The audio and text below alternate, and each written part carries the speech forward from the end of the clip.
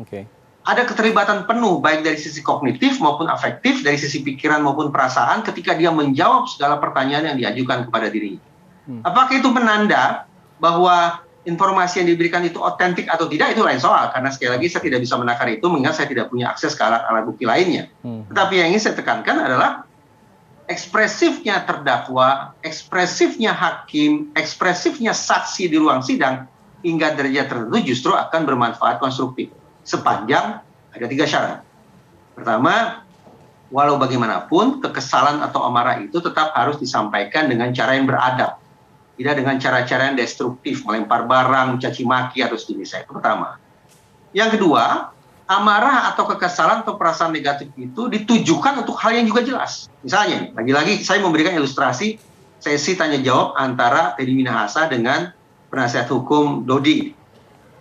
Yang saya lihat, pada beberapa pertanyaan, Teddy Minahasa sengaja memberikan jawaban yang juga disertai dengan luapan emosi negatif. Ya.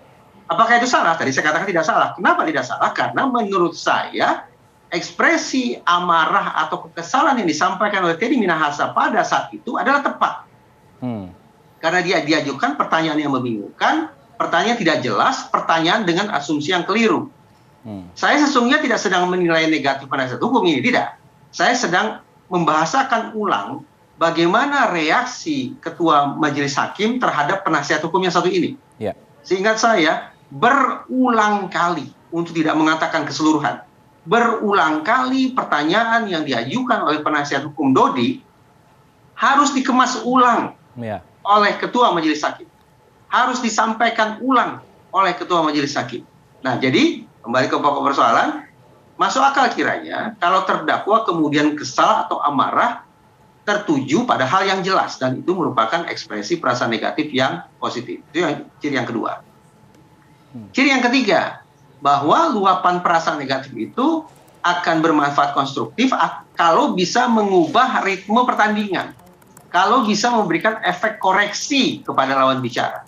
Jadi lawan bicara yang misalnya awalnya terkesan merendahkan atau melecehkan, tetapi begitu terdakwa mengemukakan atau mengungkapkan kegusarannya, perasaan tidak terimanya, lantas penasihat hukum mengubah perilakunya, mengubah tindak tanduknya, maka itu juga dianggap sebagai ciri positif dari pengungkapan emosi negatif di dalam ruang persidangan.